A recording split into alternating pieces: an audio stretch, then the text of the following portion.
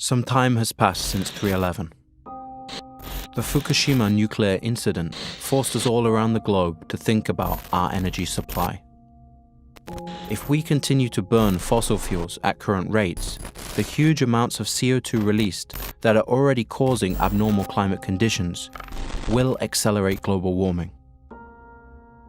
It's hard in our everyday lives to be aware of these long-term destructive processes, but we have to imagine what kind of planet our children, or even their children, will inherit.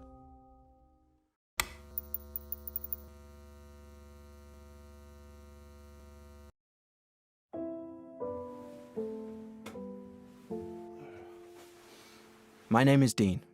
I'm from the UK. While working as a model and actor, I've been focusing on living a sustainable and ethical life. I've lived in Japan for over 10 years now.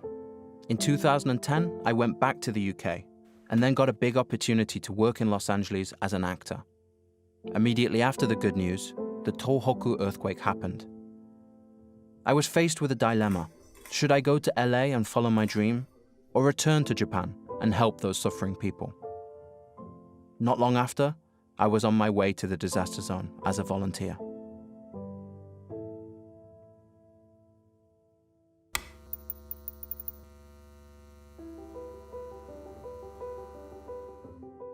Our daily lives are surrounded by the presence of electricity. It took living in a disaster area with no power for me to recognize just how dependent we are on electricity and how we take it for granted.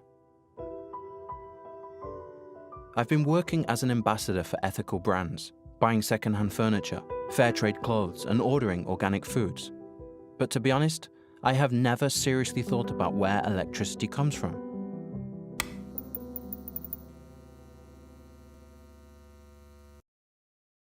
The Fukushima Daiichi nuclear incident completely destroyed the myth of safe nuclear energy. For many Japanese, this was the moment they began to doubt the assumed truths that they had accepted for so long. 日本はその国として原発を中心としてやっていくということをずっと考えていたので、原発は絶対に安全だと、心配いりませんということを言ってきたんですね。でそれは政府だけではなくて業界もそれをサポートしてきたし、一般の人たちも、政府が安全っていうんだからきっと安全でしょうというふうに信じてきちゃった、その政府も業界も、国民もみんなで何かあるはずはないということを信じてきてしまったのが、安全神話だと思います。この原発事故、3.11があって何がはっきりしたかというと、コンセントの向こう側があるということだと思うんですね。福島で原発で発電した電気を東京で使っていたとはなかなか思っていなかった。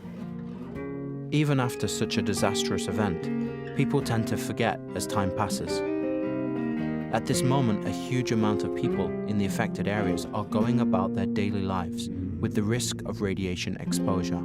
Men, women, and children. 放射線の影響っていうのはこれ以下だったら安全っていうそういう敷地がないんですね。放射線が安全だっていうのはゼロの時だけなの。で少しでもあればそれなりの影響があって、でその放射線の影響っていうのは蓄積していくんですね。少なければいいっていうことじゃなくて、なるべくない方がいいということなんです。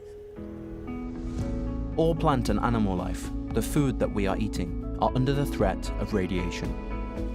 They tell us there is no problem with small amounts of exposure, but even these figures keep changing.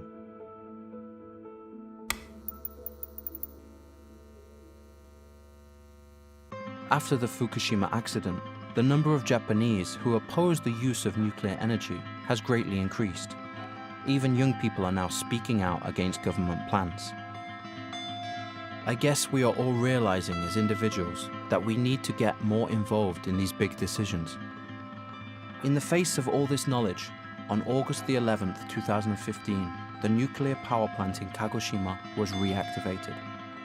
Japan's 2-year zero nuclear policy had come to an end. 一方では原発を進めるのは地球温暖化のためだと言いながら、地球温暖化